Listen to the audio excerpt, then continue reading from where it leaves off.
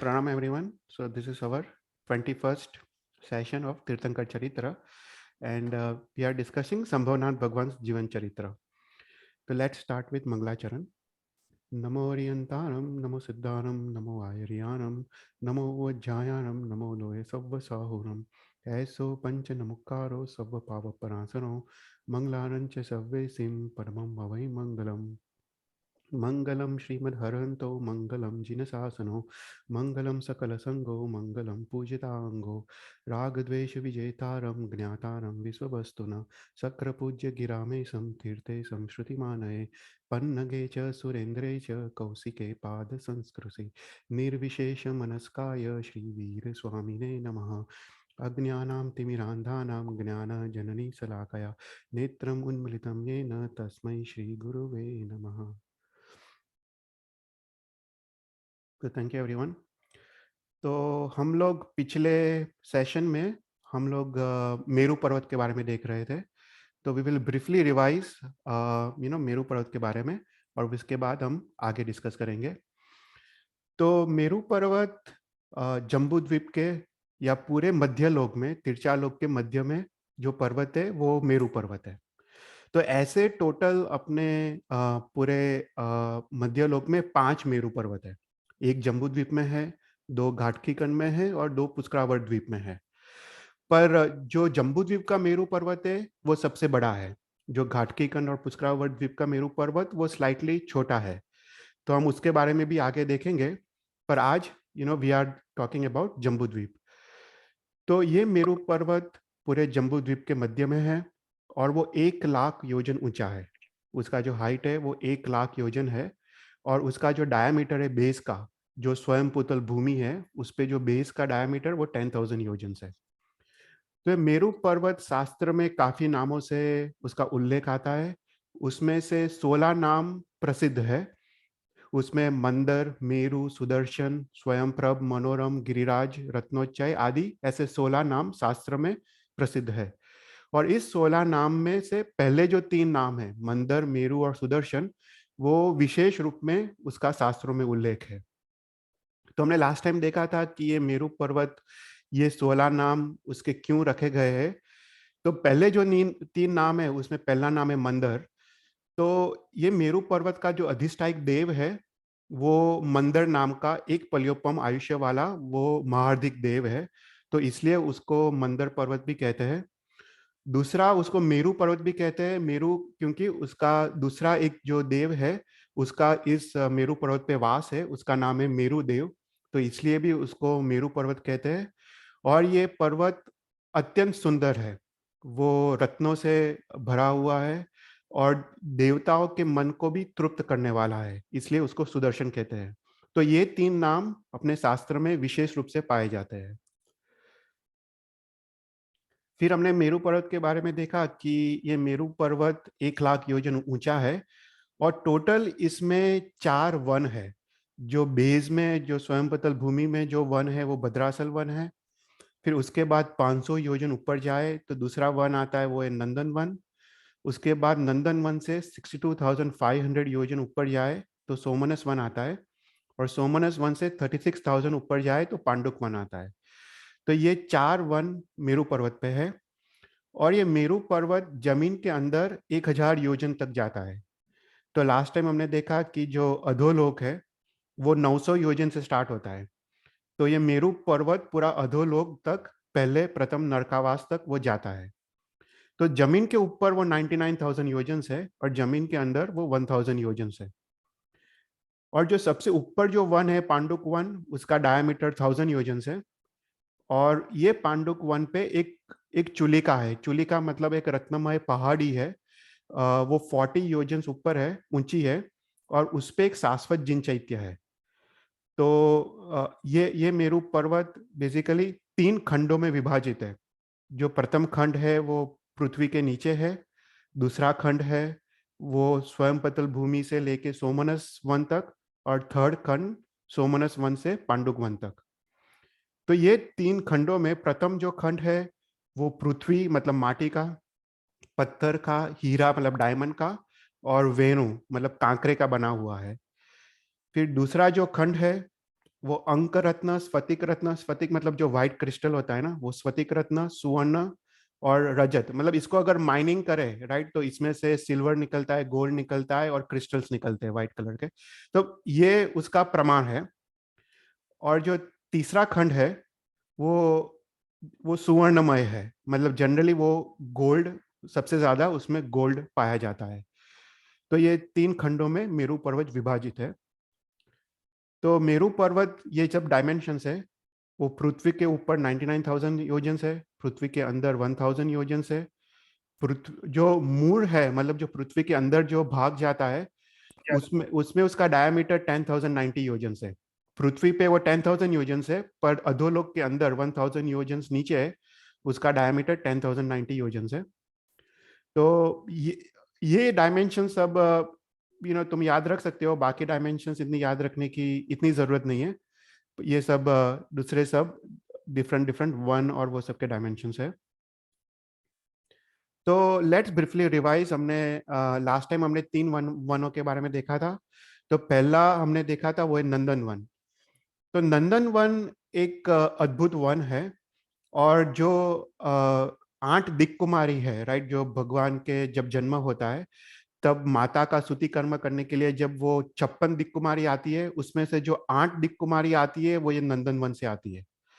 तो नंदन वन पे जो 8 दिक् कुमारी है, वो ये ऊर्ध्वलोक की दिक् कुमारी कहते हैं। और ये ऊर्ध्वलोक की दिक् कुमारी आके वो 1 योजन भूमि तक वो कचरा, जो भी पत्थर है आदि को साफ करके वो बारिश करती है, वो परफ्यूम्ड वाटर का, वो सुगंधी पानी का वो बरसात करती है, और उस पे 1 योजन भूमि पर वो फूलों का भी बरसात करती है। तो ये जो 8 दिक् कुमारी है वो यहाँ से आती है, नंदन वन से। तो ये नंदन वन 500 योजन स्वयंपतल भूमि से 500 योजन ऊपर है, और इसका विस्तार भी 500 योजन है। मतलब ये जो मेरू पर्वत से लेके जो एंड तक जो उसका रेडियस है, वो भी 500 योजन है। तो यहाँ पे नंदन वन पे 4 दिशा में 4 शाश्वत जिन चैत्य है, मतलब पूर्व, पश्चिम, उत्तर और दक्षिण। वो 4 दिशा में 4 शाश्वत जिन चैत्य है, और 4 विदिशा, मतलब north east, north west, south east और साउथ वेस्ट में देवताओं के प्रसाद है। तो उसमें जो नॉर्थ में जो देवताओं के प्रसाद है, वो ईशान इंद्र, जो सेकंड देवलोक है, जो ईशान देवलोक, उसके जो अधिपति है ईशान इंद्र के प्रसाद है।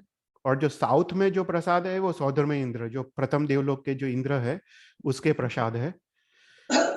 तो ये चीज कॉमन है पूरे जम्बू द्वीप में। तुम देखोगे तो north side generally Ishan Indra का है, और साउथ साइड वो सौधर्म इंद्र का प्रसाद होता है।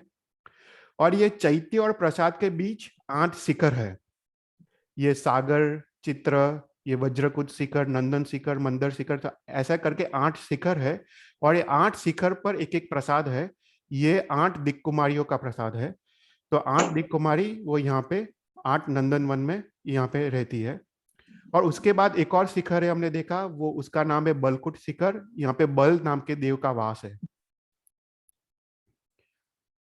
तो हमने लास्ट टाइम देखा था कि नंदन शिखर पे मेघंकरु देवी का वास है, मंदर शिखर पे मेघवती, निषेध शिखर पे सुमेघा देवी। हमने देवियों का नाम हमने तीर्थंकर चरित्र में देखा था। So now you can correlate कि ये सब 8 दिक् कुमारी कहाँ पे रहती है। तो हेमवंत शिखर पे मेघमालिनी, रजत शिखर पे सुवत्सा, रुचक शिखर पे वत्समित्र, फिर उसके बाद सागर चित्र शिखर पे बलाहका, और वज्रकुट शिखर पे वज्रसेना। तो ऐसे करके 8 दिक् कुमारी वो नंदन वन पे रहती है। फिर उसके बाद हमने देखा दूसरा वन है वो सोमनस वन। तो सोमनस वन भी नंदन वन की तरह ही है। उसका भी जो रेडियस है यहाँ पे वो 500 योजन है। मैं एक बार म्यूट कर देता हूँ, थोड़ा आवाज आ रहा है। तो ये जो सोमनस वन है वो भी नंदन वन की तरह ही है, पर ओनली डिफरेंस है यहाँ पे कोई शिखर नहीं है, अर्थात यहाँ पे कोई भी दिक् कुमारी का वास नहीं है। तो यहाँ पे भी 4 दिशा में, पूर्व, पश्चिम, उत्तर, दक्षिण में 4 शाश्वत जिन चैत्य है, और 4 विदिशा में देवताओं के प्रसाद है। और इधर भी नॉर्थ ईस्ट और नॉर्थ वेस्ट में ईशान इंद्र के प्रसाद है, और साउथ ईस्ट और साउथ वेस्ट में सौधर्मेंद्र इंद्र के प्रसाद है। फिर उसके बाद हम और ऊपर चलते हैं 36,000 योजन्स सोमनस वन से, सो पांडुक वन आता है। तो पांडुक वन एक अद्भुत वन है, उसमें ये पूरे कल्प वृक्षों का वन है। तो यहाँ पे जो भी वृक्ष है वो पूरे कल्प वृक्ष है, और यहाँ पे देवताओं का आना जाना रहता है। और यहाँ पे जो विद्याधर मुनि है, चारण लब्धिधारी मुनि है, वो भी यहाँ पे आते हैं। तो यहाँ पे सोमनस वन की तरह चार दिशा में चार शाश्वत जिन चैत्य है, चार भी दिशा में चार देवताओं के प्रसाद है, और यहाँ पे भगवान का अभिषेक होता है ये पांडुक वन में। तो पांडुक वन में चार शिला है, ये चार शिलाओं में भगवान का अभिषेक होता है। तो जो पूर्व में जो शिला है उसको पांडुक बला उसका नाम है, दक्षिण में अति पांडुक बला, पश्चिम में पांडुक बला, और उत्तर में रक्त बला, और उत्तर में अति रक्त बला। तो ऐसा करके चार शिला है। और ऐसा कहा जाता है शास्त्र में कि जो भरत क्षेत्र में जो भी तीर्थंकर जन्म लेते हैं वो अति पांडुक बला में उसका जन्म अभिषेक होता है, क्योंकि वो सबसे सबसे पास में है। तो अतिक भरत क्षेत्र से, सो अतिक पांडुक बला में भरत क्षेत्र के तीर्थंकर का अभिषेक होता है। ऐरावत क्षेत्र के जो तीर्थंकर जन्म लेते हैं वो अति रक्त बला, यहाँ पे उनका जन्म अभिषेक होता है। और महाविद्य क्षेत्र में जो तीर्थंकर जन्म लेते हैं उसमें जो पूर्व महाविद्य क्षेत्र में जो तीर्थंकर जन्म लेते हैं वो पांडुक बला में उनका अभिषेक होता है। और पश्चिम के महाविद्य क्षेत्र में जो तीर्थंकर जन्म लेते हैं वो रक्त बला नाम के शिला में उनका अभिषेक होता है। तो अभी जो भरत क्षेत्र और ऐरावत क्षेत्र में जो तीर्थंकर जन्म लेते हैं वो मैक्सिमम एक ही टाइम में एक तीर्थंकर जन्म लेते हैं, इसलिए एक सिंहासन है यहाँ पे। पर पर महाविद्य क्षेत्र में एक ही साथ दो तीर्थंकर जन्म ले सकते हैं, दो विजय में, दो सेपरेट विजय में। एक विजय में तो एक ही तीर्थंकर जन्म ले सकते हैं, पर एक ही साथ 32 विजय में से दो तीर्थंकर एक ही समय पे जन्म ले सकते हैं, इसलिए दो दो सिंहासन है। तो पांडुक बला और रक्त बला में दो दो सिंहासन है, और यहाँ पे महाविद्य क्षेत्र के तीर्थंकर का जन्म अभिषेक होता है। और सेंटर में चुलिका है। चुलिका का विड्थ 12 योजन से और उसका हाइट 40 योजन से, और ये चुलिका रत्नमय रत्नों से बना हुआ है, और उस पर भी एक शाश्वत जिन चैत्य है। तो ये मेरू पर्वत के बारे में हमने लास्ट टाइम देखा था, तो उसमें टोटल 13 शाश्वत जिन चैत्य है। एक चुलिका पे, 4 पांडुक वन में, 4 सोमनस वन में, और 4 नंदन वन में। तो ये मेरू पर्वत है, वो जम्बू द्वीप का मेरू पर्वत है। जब हम आगे घाटकीकन देखेंगे तो घाटकीकन का भी मेरू पर्वत के बारे में देखेंगे, वो थोड़ा छोटा है। ये जो 99,000 योजन है, घाटकीकन का मेरू पर्वत वो 97,000 योजन है। तो सबसे बड़ा जो पर्वत है पूरे मध्यलोक में वो है अपने जम्बू द्वीप का मेरू पर्वत। तो अभी ये क्लास में मुझे एक प्रकार का थोड़ा रिवीजन करना है, पर रिवीजन थोड़ा डिफरेंट एंगल से करना है। हमने पूरा जम्बू द्वीप के बारे में देखा, हमने भरत क्षेत्र के बारे में देखा, उसके बाद जो भी युगलिक भूमि है उसके बारे में देखा, देवकुरु, उत्तर कुरुक्षेत्र, महाविद्य क्षेत्र आदि के बारे में देखा। अभी ये क्लास में एक मेरे को समराइज करना है, पर समराइज मेरे को नंबर ऑफ पहाड़ के हिसाब से करना है। ओके, सो पूरे जम्बू द्वीप का हम एक आज इस क्लास में थोड़ा समरी देखेंगे। तो पूरे जम्बू द्वीप में टोटल 269 पर्वत है, जो मेजर पर्वत है। छोटे पर्वत तो बहुत है, पर जो मेजर पर्वत जो अपने लोक प्रकाश ग्रंथ में लिखे हैं वो टोटल 269 पर्वत है। उसमें से हमने काफी पर्वतों के बारे में देखा, थोड़े पर्वतों के बारे में नहीं देखा। तो आज हम पूरे जम्बू द्वीप के जितने पर्वत है उसके बारे में देखेंगे। तो सबसे पहले जो सबसे बड़े पहाड़ है, पर्वत है, वो है कुलगिरी पर्वत। अगर आपको हाँ जी। याद होगा, राइट, सबसे जो उसका दूसरा नाम है वर्षधर पर्वत। तो ऐसे 6 कुलगिरी और 6 वर्षधर पर्वत है जो जम्बू द्वीप के पूर्व से पश्चिम की ओर जाते हैं, और जम्बू द्वीप को 7 क्षेत्रों में विभाजित करते हैं। तो लघु हिमवंत पर्वत, महाहिमवंत पर्वत, निषेध पर्वत, नीलवंत पर्वत, रुक्मी पर्वत और शिखरी पर्वत। तो ये जो 6 पर्वत है वो जम्बू द्वीप को पूर्व से पश्चिम की ओर जाते हैं। जो सबसे बड़े पर्वत है तो उसको कुलगिरी और वर्षधर पर्वत बोलते हैं। और हमने देखा कि एक जो कुलगिरी वर्षधर पर्वत है उस पे हर एक पर्वत पे एक एक द्रह है। द्रह मतलब वाटर बॉडी, जहाँ पे आइस मेल्ट होके नदियां निकलती है। तो शिखरी और लघु हिमवंत पर्वत पे 3-3 नदियां निकलती है, और बाकी सब पर्वतों से 2-2 नदियां निकलती है। फिर हमने हर एक पर्वत के डायमेंशंस देखे थे, जैसे लघु हिमवंत पर्वत और शिखरी पर्वत वो 24,932 योजन से पूर्व से पश्चिम की ओर, और उसी तरह हर एक के डायमेंशंस देखे थे।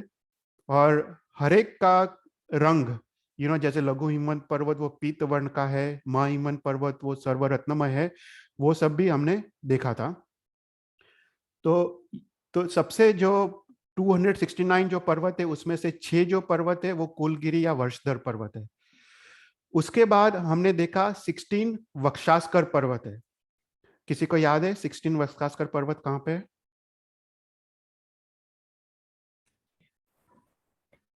वो एक पर्वत आता है, फिर एक विजय आता है वो। हाँ, महाविद्य क्षेत्र में।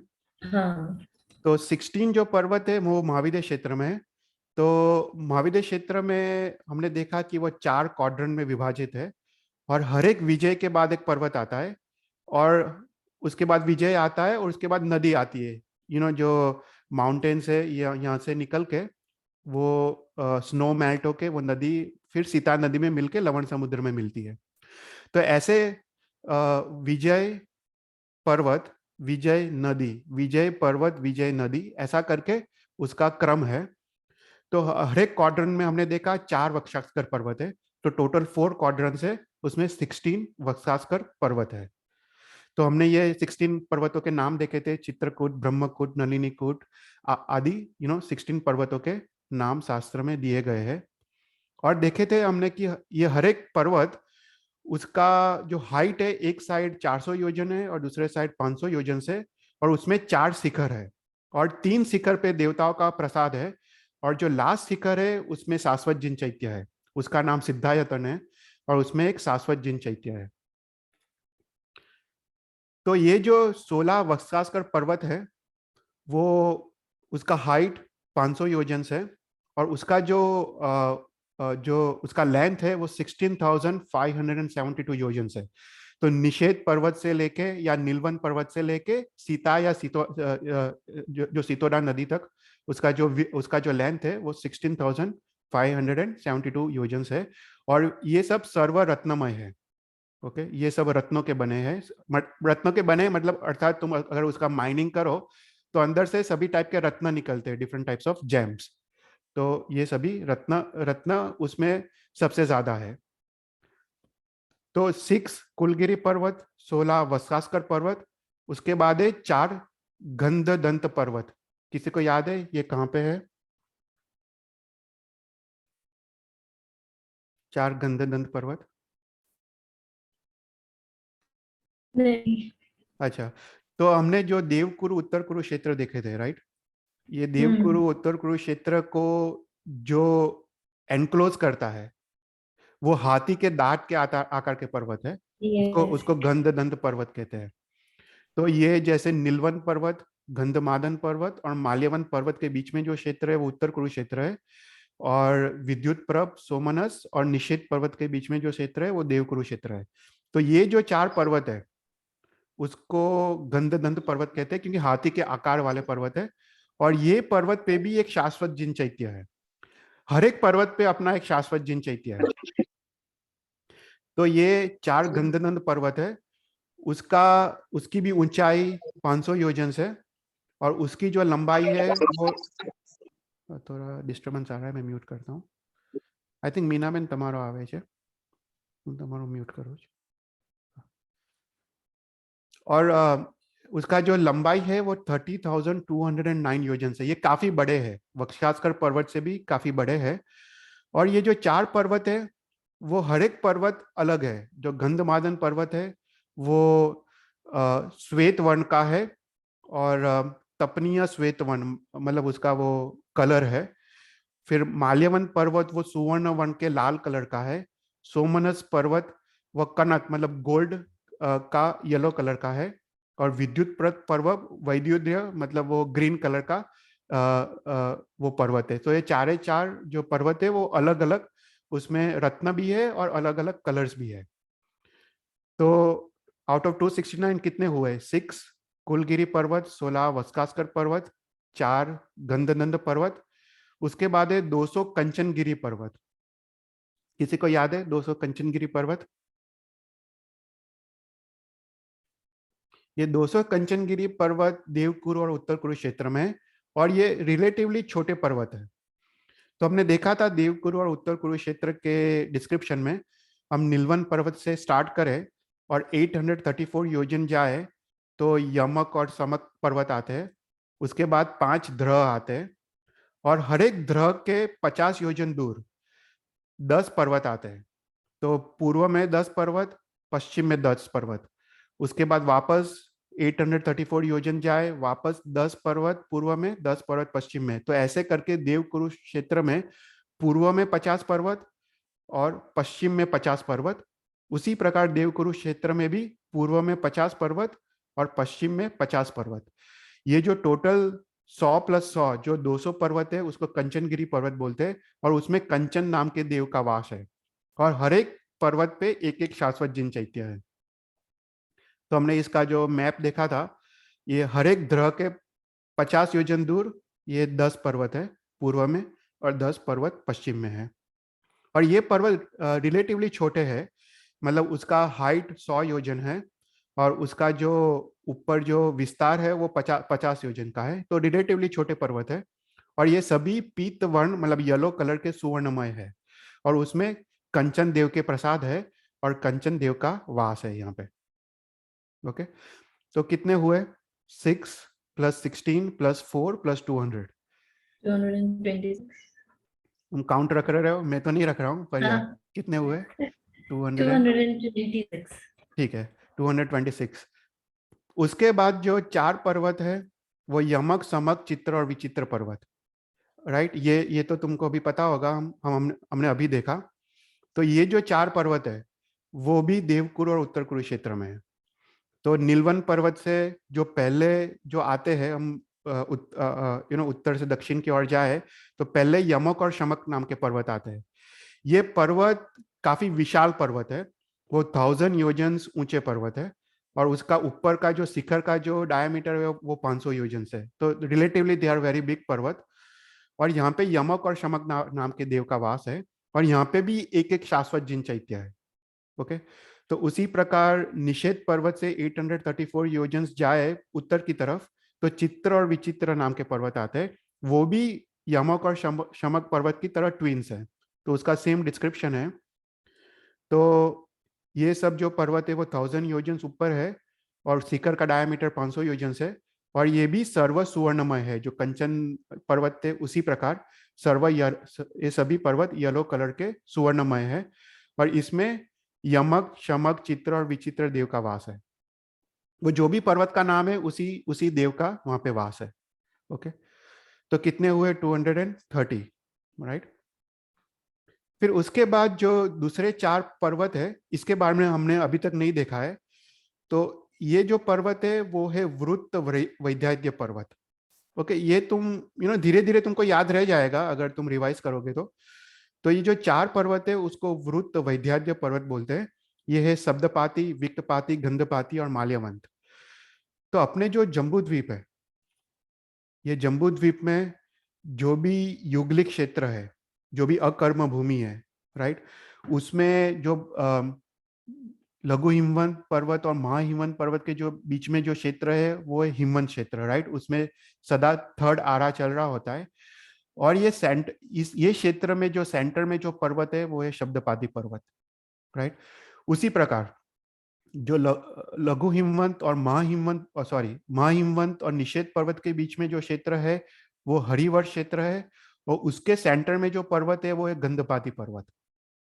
उसी प्रकार हम महाविद्य क्षेत्र के उत्तर में जाए तो नीलवंत और रुक्मी पर्वत के बीच में जो क्षेत्र है वो रम्यक क्षेत्र है, और उसके सेंटर में जो पर्वत है वो माल्यवंत पर्वत है।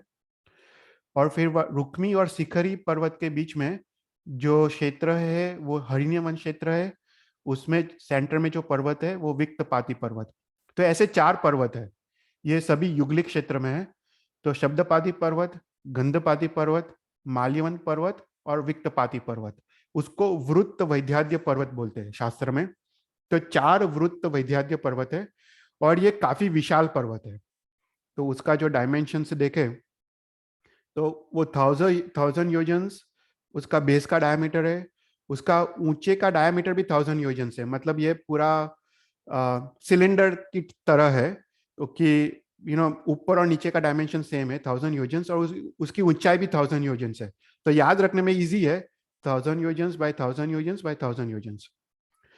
तो यहाँ पे जो ये जो 4 पर्वत है, उस पे भी एक शाश्वत जिन चैत्य है, और इस पे देवताओं के प्रसाद है। तो इस पे जो अधिष्ठायक देव है, जो शब्दपादी पर्वत है, उसके अधिष्ठायक देव वो उसका नाम है सादी देव। फिर माल्यवन पर्वत के जो अधिष्ठायक देव है, उसका नाम है अरुण देव। विक्तपाती के पद्म देव, और गंधपाती के प्रभास देव। तो ऐसे करके 4 देवताओं के वहां पे आवास है। और जो देवताओं के प्रसाद है वो भी काफी बड़े हैं, वो 31 बाय क्वार्टर योजन्स लंबे है, और 62 बाय हाफ योजन्स ऊंचे। तो इतने बड़े देवताओं के प्रसाद यहाँ पे वृत्त वैद्याद्य पर्वत पे है। चेतन भाई, हाँ आप यहाँ पे बोल रहे हो कि इस पर्वत के ऊपर ये शाश्वत जिन चैत्य है, राइट? हाँ, तो जब हमने शाश्वत जिन चैत्य किया था तब ये वाला मेंशन हुआ था? ये आई थिंक सो मेंशन किया था, मोस्ट ओके। लाइकली। या मेरे को देखना पड़ेगा, आई थिंक एक बार वो भी एक बार लेते हैं शाश्वत जिन चैत्य, ओके। या कि जस्ट रिवीजन के रूप में कि कहाँ कहाँ है। शायद मेंशन किया था, शायद नहीं हो तो मेरा मिस्टेक हो, शायद नहीं भी हो सकता है। हाँ, नहीं नहीं नहीं। हुआ था, हुआ था, it was there. Okay it okay. Was हाँ, there, yes. Okay okay okay, या मेरे को देखना पड़ेगा। यहाँ पर शायद हुआ था, क्योंकि मेरे को जब तक याद है सभी जो पर्वत के नाम है हाँ ना, सभी पे हाँ। शाश्वत जिन चैत्य है। ओके। तो पर या एक बार मैं रिवाइज कर लेता हूँ। तो ये हुआ 4 वृत्त वैद्याद्य पर्वत। उसके बाद है 34 दीर्घ वैद्याद्य पर्वत। तो यहाँ पे याद रखने में इजी है, वृत्त वैद्याद्य पर्वत और दीर्घ वैद्याद्य पर्वत। दीर्घ मतलब छोटा, राइट? तो दीर्घ वैद्याद्य पर्वत, इसके बारे में हमने काफी डिटेल में देखा था। किसी को याद है दीर्घ वैद्याद्य पर्वत कहाँ पे है?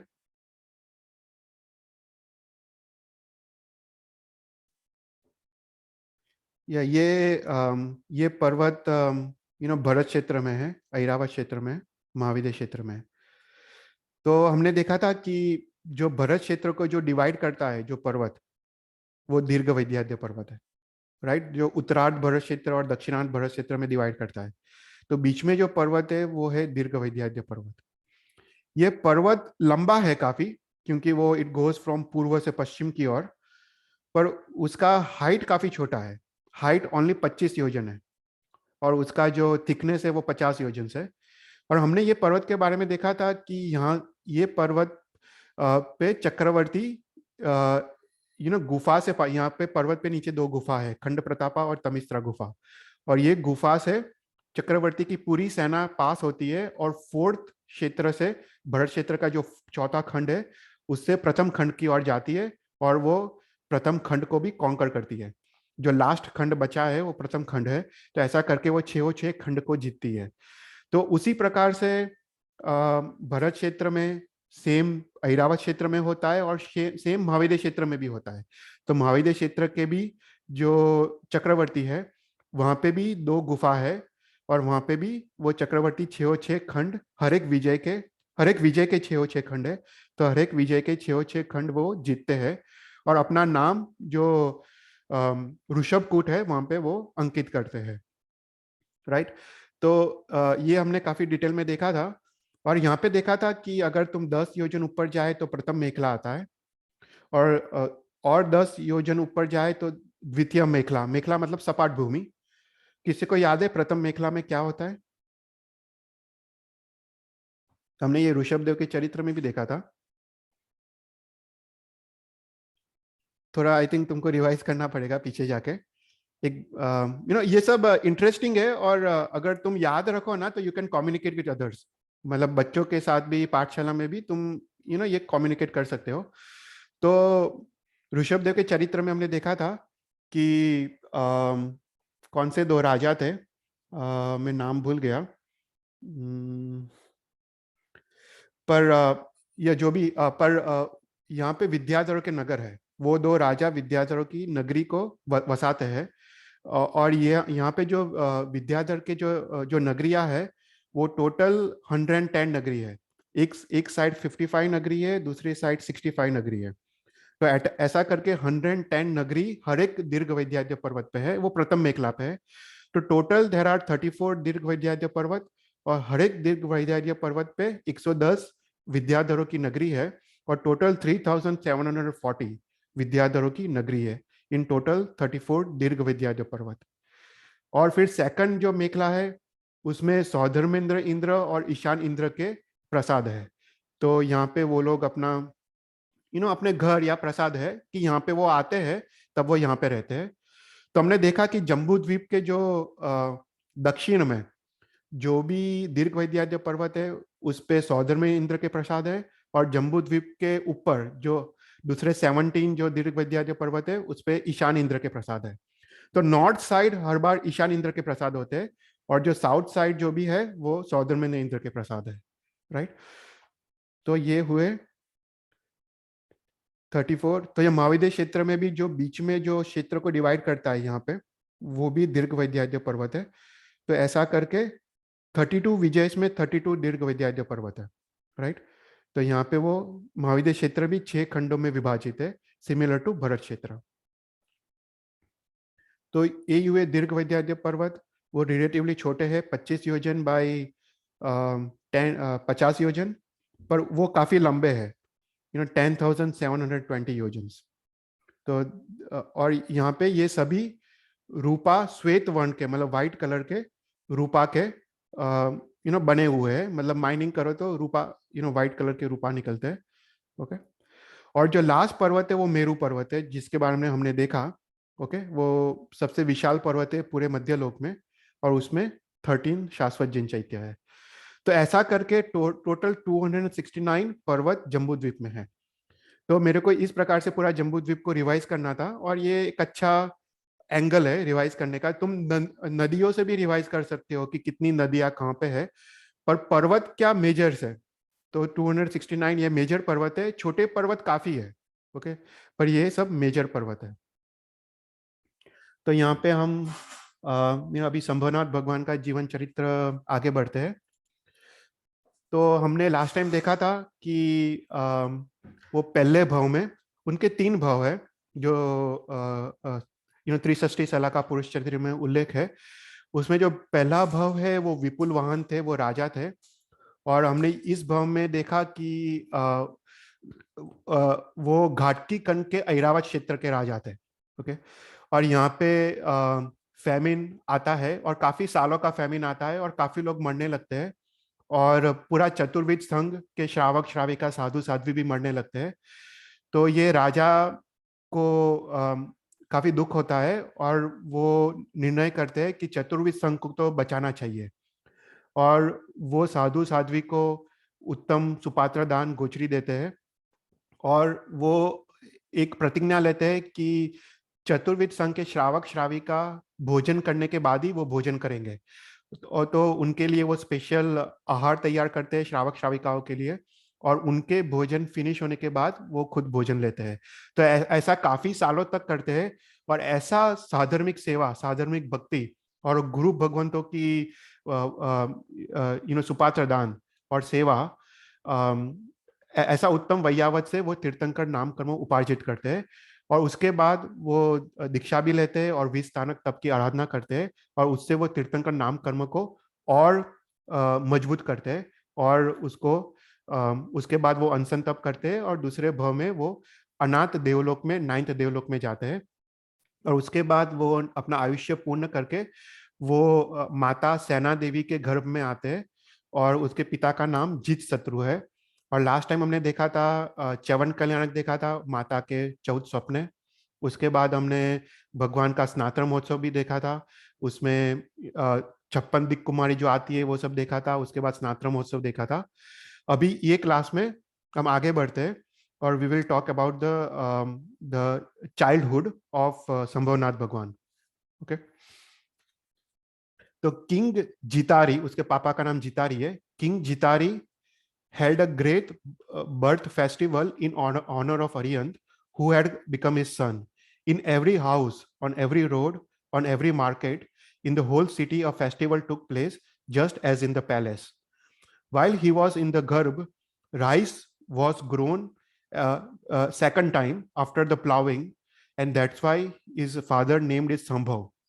ओके तो ये उसका रीजन है कि उसको संभव नाम क्यों दिया गया कि दूसरी बार खेती होती है। जनरली राइस का होता है कि एक ही बार ग्रो होता है, पर संभव नाथ भगवान गर्भ में आने के बाद राइस 2 बार ग्रो होता है और उसको 2 बार उसको हार्वेस्ट करना पड़ता है, तो इसलिए उसका नाम संभव रखा गया है। The king looked at the boy time and again. The king held Bhagwan on his lap, heart even on his head like a jewel. The 5 nurses appointed by Sakra, instantly devoted, never left Bhagwan's side, like the shadow of the body. He worried Apsharas by getting down from her lap and wandering without fear. He, though possessing Avadhignan, put his hand on the moon reflected on the floor, showing the people childish activity. The Bhagwan played with Devtas who had come down and become his companions. The Devtas, with their heads turned, ran in front of Bhagwan. When they fell down in play, the Bhagwan bestowed compassion in accordance with the circumstances. So he passed his childhood like a moon with the various games and various playing activities. अभी उसके बाद वो बड़े होते हैं। 400 धनुष्य tall, golden body, Bhagwan looked like Meru Parvat. His hair sleek and dark, his forehead resembling moon of Ashtami, his eyes extending till ears, his ears reaching his shoulders were like bull, long-armed, broad chest, lean belly like a lion, his thighs resembling elephant's trunk, his legs like deer, his ankles small, his feet arched and smooth like back of tortoise, his fingers straight, his breath perfumed like lotus, always free from impurities. The Bhagwan shone exceedingly with youth, like the full moon of autumn. One day, Bhagwan was urged by his parents to marry king's daughters, resembling daughters of Devtas. Knowing that he had Bhogavali karma left and observed his father's command, he consented to marry. King Jitari and Sakrendra, who had come in person, celebrated the marriage festival, and at which Gandharva beat the drums, Apsaras, Rambha, Tilotama danced, women recited aloud auspicious songs, enjoying manifold pleasures of married life. As prince, Sambhavnath Bhagwan passed 15 lakhs of purvas. Then the king Jitaru, disgusted with Sansar, after persuading Sambhav Swami to consent, established him to the kingdom like a choice jewel. King Jitari himself accomplished his own desire by taking Diksha at Charan Kamal of Acharya Bhagwant. After accepting the kingdom, Sambhav Swami, very powerful, guarded the earth like garland of flowers. From Bhagwan's power, the people in the kingdom were free from calamities, free from diseases. Destroying Bhogavali karma, Bhagwan passed 44 lakhs of purvas and 4 purvans as king. His mind endowed with 3 counts of knowledge, he started reflecting.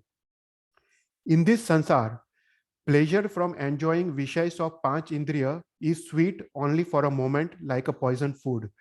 But in the end, it produces evil. In this worthless ocean of existence, human birth is attained by Jeev with great difficulty, like sweet water in saline soil. When one has attained human birth, it is spoiled to no purpose by foolish activity and succumbing to the Panch Indriyas. While the Bhagwan was engaged in these reflections, the 9 Lokantik Devtas, they came and did Vandan to Bhagwan and said, "Hey Bhagwan, it is time to found the Chaturvid Sangh." After Lokantik Devs had gone, Bhagwan, eager to take Diksha, began to give Varshidan for a year. Then Trailogya Rumbak Devtas, sent by Sakra, brought money, gold, of which the owners had died, whose landmarks had been lost, and had put in the mountains, deposited in the crematories, and concealed in houses, long lost and disappeared. After they had brought it to the city Sravasti, they made piles like great mountains at the junctions of 4 roads, 3 roads, and other places. Bhagwan made a proclamation aloud, uh, whoever wants money, whoever needs money may ask so freely. Daily the Bhagwan gave 1 crore and 8 lakhs of gold.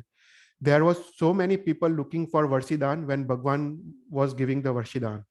So during the year, Bhagwan gave 388 crore and 80 lakhs of gold.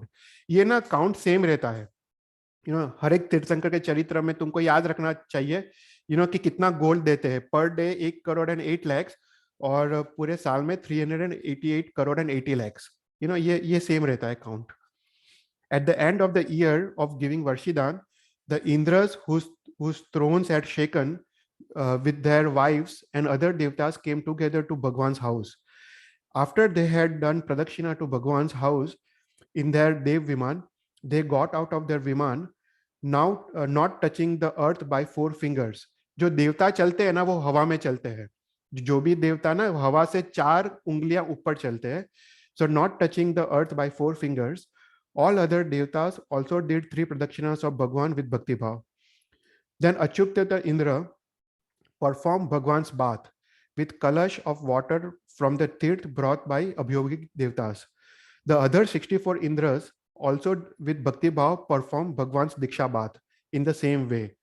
After that, kings also performed Diksha Kalyanak bath of Sambhav Swami. The devta then dried the body of Devadidev, then anointed Bhagwan with Goshish Chandan Lep and put Devdushya cloth on Bhagwan with devotion. Devtas then adorned Bhagwan with ornaments, diamond mukuts on his head and earrings on ears, rope of pearl on his neck, and armlets and bracelets, and anklets on his lotus feet. Then kings brought palki for Bhagwan, which had lion throne with footstool. The palki was named Siddharth. The Indra Achyuta also had a palki made for Bhagwan, which resembled Dev Viman. This palki was placed inside the palki made by the kings. Bhagwan ascended the lion throne in the palki. In front, Manushya lifted the palki, and on the back, Devta lifted the palki. With the best musical instruments sounding on all sides, Gandharva gave concert, which was like nectar to the ears. Apsaras dancing with various gestures and postures, Brahmins chanting prayers, and old women of the family reciting prayers. Devtas waving chamars and carrying umbrella. The Bhagwan arrived at Sahasraman 1 in the city Sravasti. From the palki, Bhagwan descended, desiring to take Diksha. The Bhagwan discarded vrats and ornaments and also wore on his shoulder the Devdushya brought by Indra. On the day of full moon of Magarshis, the moon being in conjunction with Magarshis, in the last prayer of the day, having upvas for 2 days, Bhagwan pulled out his hair from his head with Panch Mushti Loch. वो 5 मुट्ठी से वो पूरे बाल निकाल देते हैं, उसको पंच मुष्टि लोच कहते हैं. Sakra caught the hair in his own garment and threw it in the Shir Samudra. Bhagwan taking Karemi Bhante Sutra and renouncing all activities that are censorable of Man, Vachan and Kaya, Bhagwan's fourth knowledge, Manoparagnan, appeared. Then for a moment, there was a comfort even for the Jews of Narkis. 1,000 kings abandoned their kingdoms and took Diksha themselves with the Bhagwan. Sakra, with the folded hands, began to do the stuti as follows. Bhagwan, you possess 4 kinds of knowledge. Demonstrate dharma of 4 Mahavrats. उस समय 4 Mahavrats थे. Demonstrate the dharma of 4 Mahavrats, giving happiness to all the Jews of 4 gatis. Those places in Bharat Kshetra are blessed, in which you shall wander as Jangam Tirth. O Tirthankar, you live in this sansar, but are not tainted by this sansar. You are like lotus, which grows in the mud, but does not get muddy. These great vows of yours are as powerful as a blade of sword for cutting the karma. Though free from rag, you are compassionate. Though free from possessions, you are rich in power. Though possessing heat of splendor, you are always cool and gentle. Though courageous, you are afraid of existence. Bhagwan, those who wander with you are also worshipped by devtas. Hey Bhagwan, to see you in this way is very beneficial for me, who is not free from desire. May my mind be on you as if sewn together and joined together at all times. After that, Sakra and other devtas went to their respective abodes. On the next day, in the same city, Bhagwan went to the house of King Surendra Dutt with intention of doing parna.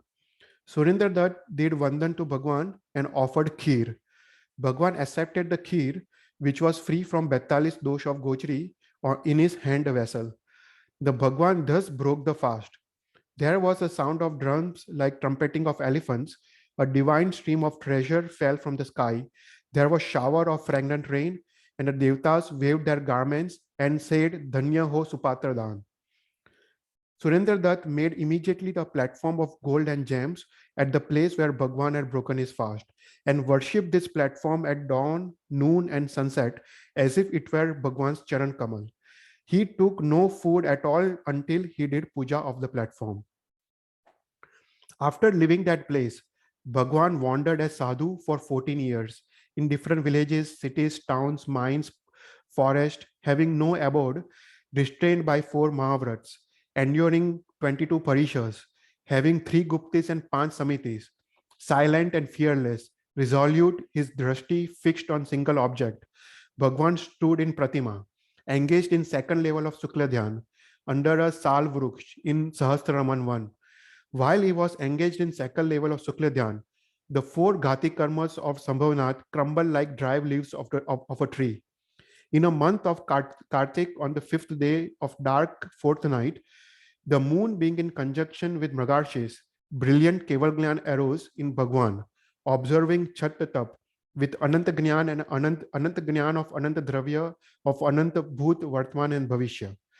Then the Jeeves of Narkis had a moment of peace from the cessation of pain caused by the Paramadhamis arising from the Kshetra and caused by each other. At the same time, all the Indras whose thrones had been shaken came there to make the Kevalgyan Mahotsav. The Vayukumars cleaned the ground for a Yojan Bhumi, and the clouds sprinkled it to prepare for Samavsaran. The Vyantar Devtas paved it with a beautiful gold and Ratna slabs and scattered 5 colored flowers on it. They then made 4 arcs in each direction, ornamented with white umbrellas, flags, pillars, and so on. The Bhuvanpati Devtas made a Ratna platform inside and around it, a silver wall with a gold coping. The Jyotit Devta made a middle wall with gold with a Ratna coping, and the Vaimanik Devtas made the upper wall of Ratnas with a coping of rubies. In each wall, there were 4 ornamental gateways, and within the second wall to the northeast, they made a dais. In the center of the ground, inside the upper wall, the Vyantar Devtas made a Chaitya Vruksh, though 2 Kaush and 180 Dhanushya tall. Beneath it, on the platform, paved with Ratna, they made a dais, and in the center to the east, they made a jewel lion throne with a footstool. Above the dais, they made a triple chhatra, and the sides, two yakshis held moon-white charmers. In front of Samavsaran, the Vyantars made a shining Dharma Chakra, indicating the Bhagwan as a Dharma Chakravarti. Surrounded by crores of devtas, setting his feet on 9 golden lotuses, moved by devtas, Bhagwan entered Samavsaran by the east door at dawn and did 3 pradakshinas to the Chaitya Vruks, doing Vandan to Tirth, saying Namo Tittassa. Bhagwan sat facing east on the lion throne placed on the dais. By means of Bhagwan's Atishay, Vyantar Devtas made 3 images of Bhagwan and placed them on the lion throne in the 3 directions. Back of the Bhagwan's head was Abha Mandal, and in front, Indradhwaj, and the drums sounded in the sky. Entering by east door, after bowing to Aryant, the sadhus sat down, and the sadhvis and the Vaimanik Devis stood facing southeast. The Devis of Bhuvanpati, Vyantar, and Jyotis entered from the south door, bowed to Aryant, and stood in the southwest. Entering from the west door, Bhuvanpati, Vyantar, and Jyotis Devtas bowed to Aryant and stood in the northwest. Entering by north gate, the Vaimanik Devtas, man and woman, bowed to Jineshwar Bhagwan and stood in the northeast direction. Thus, inside the first wall, there was a Chaturvid Sangh, inside the second wall, the animals, and inside the third wall, the vehicles and animals used for getting to the Samavsaran. The Sakra then did Vandan to the Bhagwan with his hands folded and said, I seek your Saran. The crooked thorns of karma were broken at will by you. Homage to you, free from Janma, Jara, and Mrityu, free from passion, free from attachment, free from affection, compassionate, impartial, and protector of the world. Be gracious to me and tell me what must be done. When Sakra had become silent, Sambhav Swami delivered a deshna with a desire to benefit all. Sambhav Swami said, every single object in this sansar is in fact Nashwant. People in this sansar are confused by a moment of pleasure without purpose. Jews live with calamities coming from themselves and others from all directions. People are living in the mouth of tiger of death. There is no cure or protection. First, old age devours a man, and then he is met with death. Just as bubbles in the water disappear as soon as they appear, so do our bodies. Death comes to all without distinction. Rich man, poor man, king, beggar, wise man, fool, good man, and bad man. For death, it's not friendly to virtuous man and not hostile to non-virtuous man. Death devours people like forest fire, devours a great forest. Even youth is Naswant. The old age destroys the beauty of youth. The men in the youth are loved by women with love, in old age are abandoned. The money which is acquired by rich men, which with much trouble is preserved without being enjoyed and disappears in a moment. What need is to compare money which disappears inevitably while its possessors look on. Meetings with friends, relatives, and people are accompanied by separations in case of death or injury of oneself or other. One who has done dhyan of this Nashwant does not grieve even for the dead son, but one who is confused by the idea of permanence grieves even when there is a breaking of a wall. Not only body, youth, money, relations are transitory, but also world comprising everything moving and motionless. A man knowing everything to be transitory is described free from possessions, should strive for a permanent abode and permanent anand, that is moksha. After they had listened to Bhagwan's Deshna, many men and women took initiation and diksha at Charan Kamal of at that time. After that, Bhagwan gave Tripadi, Upnaiva, Vignaiva, Dhueva to the man who possessed Gandhar Nam Karma. 102 Gandhar Bhagwans composed 12 Angs and Chaud Purvas in accordance with Upnaiva, Vignaiva, Dhueva. Bhagwan arose, took Vasakshep brought by Sakra and threw it on Gandhar Bhagwan's Sahasra Kamal, giving them permission to carry Jinsasan forward. The Bhagwan sat down again on lion throne facing east and gave Deshna consisting of instructions of creating Dwatsangi. At the end of first prayer, Bhagwan seized Deshna. 8 pounds of rice brought by kings of royal palace was thrown up in the air, and the Devtas took half of it, and as it was falling, and half of it was taken by the kings and other men and women. Then Bhagwan stood up and went by the north door and rested on the dais, though not tired, as such was the custom. Then Charu, seated on Bhagwan's footstool, the head of Gandhar, delivered a doubt-destroying Deshna by virtue of Bhagwan's Atishay. At the end of second prayer, he stopped preaching. Then the Surs, Asurs, kings, and men and women, they went to their respective homes. There appeared in the Chaturved Sangh Yaksh named Trimukh, 3 eyes, 3-faced, dark, 6-armed, with peacock as a vehicle, carrying club in 2 right hands, showing fearlessness, with a third carrying wreath and rosary in the left hands. In the same Sangh, there appeared Yakshini named Duritari, 4-armed, fair, right hands holding rosary and left hands holding snake, showing fearlessness. The Yaks and Yakshini were always near the Bhagwan like bodyguards. Then the Bhagwan, endowed with Chautris Atishais, surrounded by Sadhu Bhagwans, wandered elsewhere from his place. There were 200,000 sadhus, 250 Chaudpurvis, 336,000 sadhvis, 9,600 with Audignan, 12,150 with Manopragnan, 15,000 Keval Gnanis, 180,000 Vaikriya Laptidharis, 293,000 Shravaks and 636,000 Shravikas in Bhagwan's Chaturvid Sangh. Bhagwan wandered lack of Purvas lays 4 Purvangs and 14 years from the time of Keval Gnan. Then, knowing it was time of moksha, went to Samet Sikar. Bhagwan Sambhavnath and 1,000 Munis took Patkop Gaman Ansan, and at that time 64 Indras came down and remained there with devotion.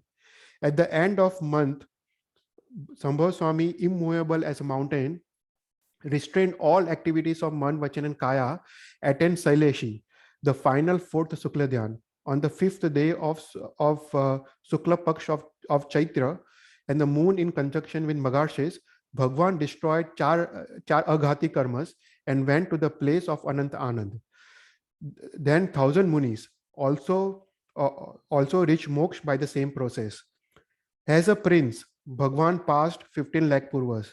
As a king, 44 lakh Purvas plus 4 Purvangs. As Sadhu, 1 lakh Purvas lays 4 Purvangs. So Bhagwan Sri Sambhavnath passed 60 lakhs of Purvas, 30 lakhs of crores of Sagaropam after Nirvana of Ajitnath.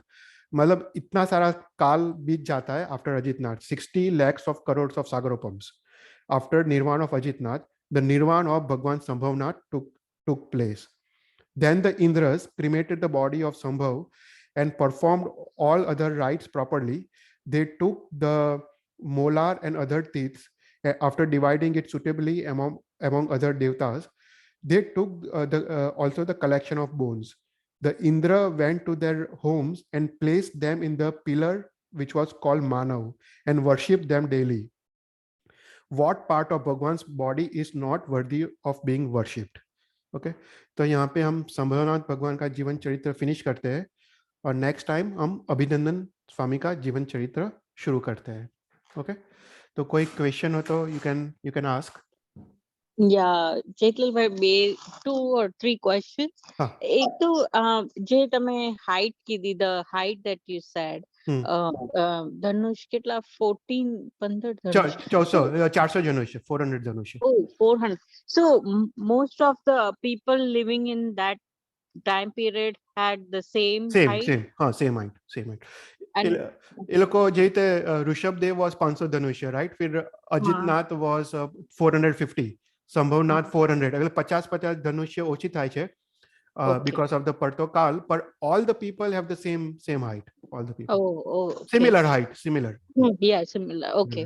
And one more, the જે લાંછન હોય છે એમનું સંભવનાથ ભગવાનનું horse છે, તો how does that come तो ये about? Last class में बात करी थी. तो जारे संभव भगवान का जन्म होता है, उनके शरीर पे घोड़े का वो चिन्ह था, घोड़े का चिन्ह था, इसलिए उनका लांछन घोड़ा है. तो उसी प्रकार मतलब कोई ना कोई रीजन होता है लांछन का. सबका रीजन अलग अलग होता है, पर उनके शरीर पे घोड़े का चिन्ह था, तो इसलिए उनका लांछन हॉर्स है. Yes. Thank you. कोई और क्वेश्चन?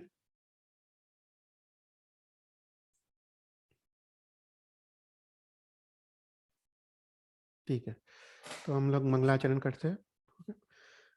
नमो अरियंतानम, नमो सिद्धानम, नमो आयर्यानम, नमो वज्जायानम, नमो लोहे सब सावरम. ऐसो पंचन मुक्कारो सब पाव प्रणासनो, मंगलानंच सर्वे सिम परमम होई मंगलम. जिन आज्ञा विरुद्ध बुलाए तो मिच्छामि डुक्कड़म. Thank you. मिच्छामि डुक्कड़म. Thank you. Thank you. Michami Dukram. Thank you. Thank you.